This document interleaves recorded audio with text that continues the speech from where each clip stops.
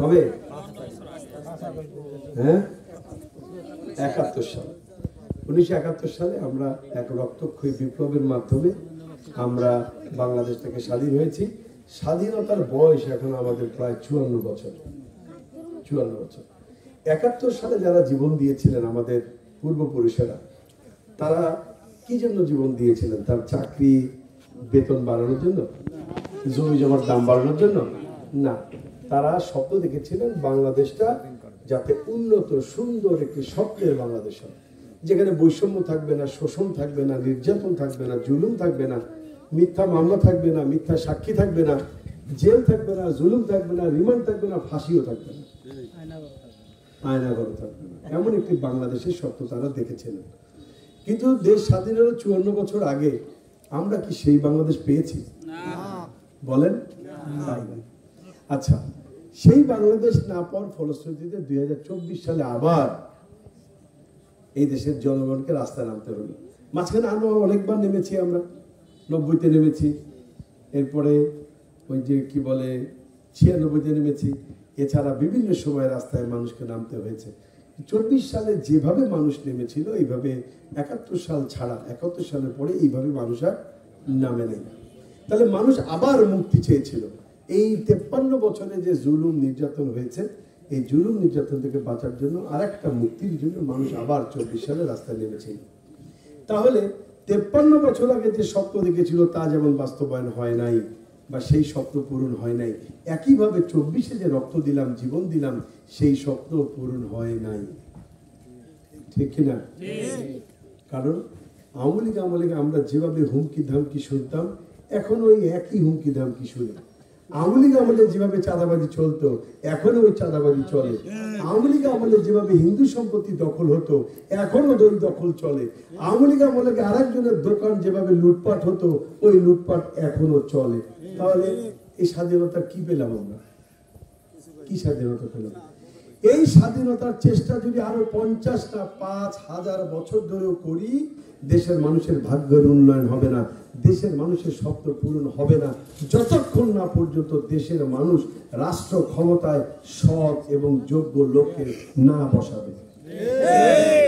আমাদের দেশে কোনো কিছুর অভাব নেই, কোনো কিছুর অভাব নাই। অভাব একটাই, সেটা কি জানেন? সৎ নেতৃত্ব। সৎ নেতৃত্ব। আমাদের বাড়ির পাশের দেশ, এখন প্লেনে উঠলে 3 থেকে 4 ঘন্টা লাগে, মালয়েশিয়া।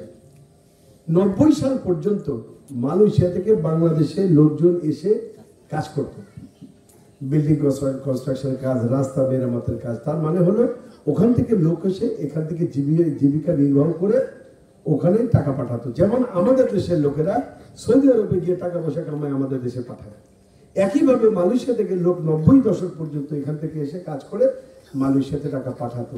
সেই মালয়েশিয়া এখন আর বাংলাদেশের লোক পাঠায় না, বরং বাংলাদেশ থেকে লোক নিয়ে ওখানে কাজ করে।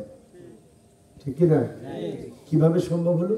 একজন নেতা, একজন মাত্র নেতা, নাম মাহাথির মোহাম্মদ, তিনি পুরা মালয়েশিয়াকে পরিবর্তন করে দিয়েছেন। আজকে মালয়েশিয়া পৃথিবীর বুকে মাথা উঁচু করে দাঁড়িয়ে আছে। মালয়েশিয়ার মানুষের ইনকাম, সমাজ ব্যবস্থা, আর্থসামাজিক অবস্থা, চিকিৎসা ব্যবস্থা, শিক্ষা ব্যবস্থা সবকিছুর আমূল পরিবর্তন করে দিয়েছেন একজন নেতা। তিনি সৎ ছিলেন, তিনি চেষ্টা করেছেন, তিনি সফল হয়েছেন। এটা আমরা বারবার নেতা নির্বাচন করতে আমরা ভুল করি, বারবার ধোঁকা খাই। আমরা মিষ্টি মিষ্টি কথায় আমরা ভুলে যাই। রাগ করেন না, বাংলাদেশের মানুষের 2টা দোষ। কয়টা? 2টা। আস্থা করেন না, বাংলাদেশের মানুষ খুশি তো, তার মানে আমিও আছি। যদি বলতাম নাজিরপুর মানুষের দোষ, তাহলে রাগ করতে পারতাম। দোষ বাংলাদেশের মানুষের 2টা। কয়টা আবার বলেন? 2টা। প্রথম দোষ বাংলাদেশের মানুষ অল্পতেই সব ভুলে যায়, ইতিহাস মনে রাখে না, অল্পতে সব ভুলে যায়। কেউ যদি মারে ধরে কাটে এসে ঠ্যাং ধরে মাফ, মামলা দিল, জেলে দিল, জুলুম খাটিল, আইসা ক্ষমা ছিল, মাফ, অথবা আমি ভুলে গেলাম। বাংলাদেশের মানুষ অল্পতে সব ভুলে যায়, এটা হলো প্রথম দোষ। 2 নম্বর দোষ, বাংলাদেশের মানুষ আমরা অত্যন্ত আবেগী। আবেগের জ্বালায় আমরা টেকতেই পারি না, আবেগের ঠেলায়। আমাদের ভিতরে অনেক লোক আছে, আরে হাসিনার আমলেই তো ভালো ছিলাম। অনেক লোক আছে বলে, বুঝে বলুক আর না বলুক বলে, এটা হলো আবেগ। এটা হলো আবেগ, আমাদের লোক আবেগী। তো এই কারণে আমরা নেতাদের মিষ্টি কথায় ভুলে যাই, আর ভুলে গিয়ে বারবার নিজেদের ভাগ্য এবং দেশের ভাগ্য আমরা নষ্ট করে ফেলি। একটা জিনিস বোঝেন ভাই, আপনি যে নেতারা আসেন, নেতাদের কথা বলবেন যে ভাই আমি যদি নির্বাচিত হতে পারি, আমি বানিয়ারি মাধ্যমিক বিদ্যালয়ে আমি ভবন বানিয়ে দিব, এই রাস্তাটা আমি কার্পেটিং করব, এই ঘরগুলি আমি কাঠের ঘর বিল্ডিং বানিয়ে দিব, হ্যান করব, ত্যান করব, ইত্যাদি ইত্যাদি। আপনি বলবেন এটা। আপনি ভোটের আগে মানুষকে টাকা দেন কেন? ভোটের আগে আপনি টাকা দেন কেন? দেয় তো ভাই এই কারণে, টাকা দিয়ে আমাদের দেশের মানুষগুলো একটু গরিব। এই গরিব মানুষের ইমান কেনা খুব সহজ। আমার ইমানটাও কেনে, আমার ভোটটাও কেনে, আমার একটু খুশি করে পাম দিল, আমি খুশি হলাম, আমি গিয়ে ভোট দিলাম।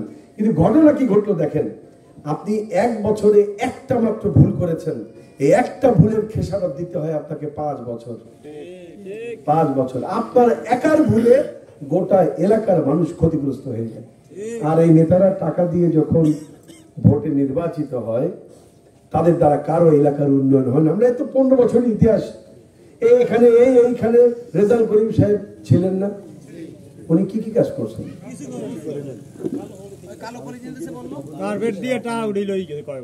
এর আগে এখানে আউয়াল সাহেব এমপি ছিলেন না, কি করছেন? তারা নির্বাচিত হয় টাকা খরচ করে নির্বাচিত হওয়ার পর তারা কি করে জানেন?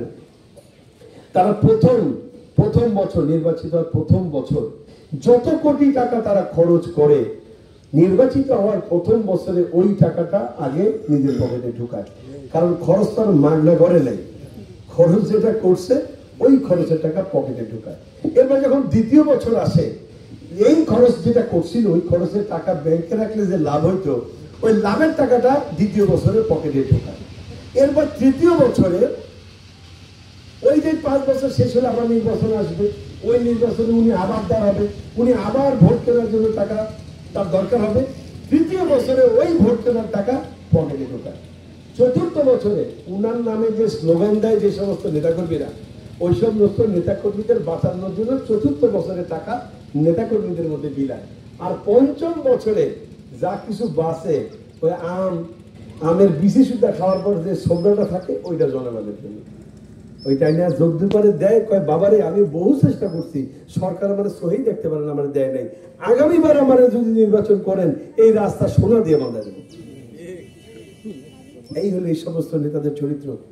আপনারা খেয়াল করে দেখেন, আপনারা বর্তমান যে সমস্ত নেতাগুলি আমাদের এখানে বিচরণ করছে বিভিন্ন দলের, আপনি তাদের ব্যাপারে খোঁজ নেন, প্রত্যেকের নামে আপনার চাঁদাবাজির অভিযোগ আছে, প্রত্যেকের নামে টেন্ডারবাজির অভিযোগ আছে, প্রত্যেকের নামে সন্ত্রাসের অভিযোগ আছে, এমনকি প্রত্যেকের নামে সরকারি অফিসারদেরকে হুমকি দেওয়ার অভিযোগ আছে। এই মাত্র আপনার যে আমার ভাই বক্তব্য রাখতেছিল, আমি মোবাইলে ফেসবুকে দেখতেছিলাম,